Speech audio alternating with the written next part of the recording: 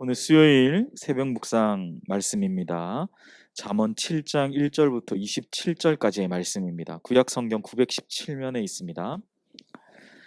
잠언 7장 1절부터 27절까지의 말씀 제가 봉독합니다.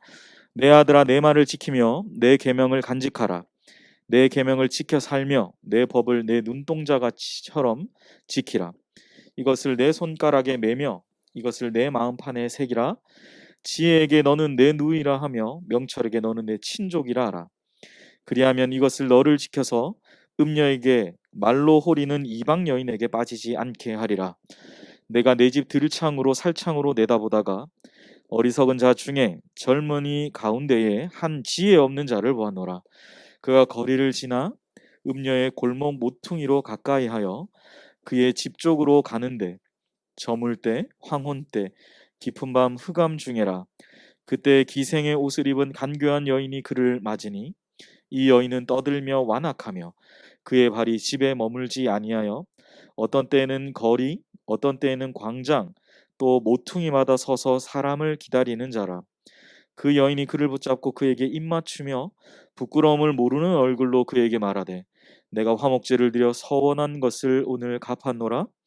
이러므로 내가 너를 맞으려고 나와 내 얼굴을 찾다가 너를 만났도다. 내 침상에는 요와 애굽의 무늬 있는 이불을 폈고 모략과 침향과 계피를 뿌렸노라. 오라 우리가 아침까지 흡족하게 서로 사랑하며 사랑함으로 희락하자. 남편은 집을 떠나 먼 길을 갔는데 은 주머니를 가졌은즉 보름날에나 집에 돌아오리라 하여 여러 가지 고운 말로 유혹하며 입술에 호리는 말로 꿰므로 젊은이가 곧 그를 따랐으니 소가 도수장으로 가는 것 같고 미련한 자가 벌을 받으려고 쇠사슬에 매이러 가는 것과 같도다. 필경은 화살이 그 간을 뚫게 되리라. 새가 빨리 그물로 들어가되 그의 생명을 잃어버릴 줄을 알지 못함과 같으니라. 이제 아들들아 내 말을 듣고 내 입의 말에 주의하라. 내 마음이 음녀의 길로 치우치지 말며 그 길에 미혹되지 말지어다. 대저 그가 많은 사람을 상하여 엎드러지게 하였나니 그에게 죽은 자가 허다하니라. 그의 집은 수월의 길이라 사망의 방으로 내려가느니라. 아멘. 오늘 주신 본문의 말씀으로 미혹되지 말라라는 제목으로 하나님 말씀 증거하겠습니다. 오늘 본문은 앞서 다루었던 음녀에 대해 구체적인 예시와 함께 말씀을 전해주고 있습니다. 6절부터 23절은 한 어리석은 젊은이가 이 음란한 여인에게 미혹을 당하는 장면이 아주 적나라하게 드러나 있습니다. 간략하게 요약하면 이 여인은 남편이 있는 사람으로 소개됩니다. 그리고 그 정력에 불타는 그 마음으로 한 군데 있지 못하고 때로는 거리, 골목 모퉁이 여러 가지 그 발이 집에 머물지 않고 거리나 광장 모퉁이에 서서 사람을 바꾸어 말하면 남자를 기다리는 그러한 여인. 그런데 이 여인은 남편이 있는 사람입니다. 이 여인은 이 한 젊은 어리석은 한 젊은 청년에게 자기 남편이 멀리 갔다라고 합니다. 거리상으로 멀리 갔다는 의미이지만 그 여인은 이미 남편과의 관계가 소원해졌던 것으로 보여집니다. 그리고 그 남편은 돈 주머니도 가졌고 그리고 보름 후에나 돌아온다라고 합니다. 여인의 남편은 이제 거리상으로 또 시간적으로 심리적으로 이 여인과 멀리 떨어져 있는 그러한 상황이다라는 사실이죠.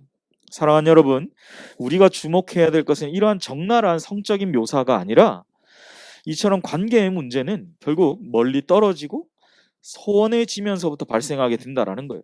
멀어지게 된 이 빈 공간을 이 여인은 뭘로 채우려고 합니까? 자기 남편이 아닌 다른 어떤 대상, 다른 누군가를 통해서 채우려고 하는 것이라는 것이죠. 이 위험한 관계의 결론은 어떻게 났을까요? 21절부터 22절에 보면 이 유혹의 마지막에 대해 이렇게 묘사를 하고 있습니다. 여러 가지 고운 말로 유혹하여 입술에 후리는 말로 꿰므로 젊은이가 곧 그를 따랐으니 소가 도수장으로 가는 것 같고 미련한 자가 벌을 받으려고 쇠사슬에 매이러 가는 것과 같도다.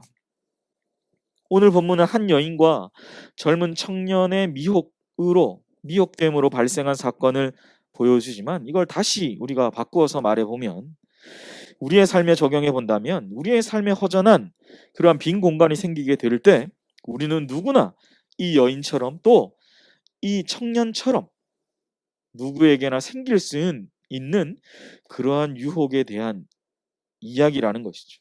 미혹당하게 되는 것에 관한 이야기라는 것입니다. 사랑하는 여러분, 그리고 오늘 이 말씀의 결론에서 우리 믿음의 사람들이 이 유혹에 대해, 이 미혹당하지 않는 것에 대해서 어떻게 해야 하는지를 알려주고 있습니다. 24절부터 27절입니다. 이제 아들들아, 내 말을 듣고 내 입의 말에 주의하라. 내 마음이 음녀의 길로 치우치지 말며 그 길에 미혹되지 말지어다. 대저 그가 많은 사람을 상하여 엎드러지게 하였으니 그에게 죽은 자가 허다하니라. 그의 집은 수월의 길이라 사망의 방으로 내려가느니라. 여러분, 우리가 계속 이번 주간에 잠언의 말씀을 볼 때 이 잠언 기자는 끊임없이 우리에게 요구하고 있죠. 뭐라고 말합니까? 24절의 말씀처럼 내 말을 듣고 내 입의 말에 주의하라. 치우치지 말며 그 길에 미혹되지 말라라고 기록합니다.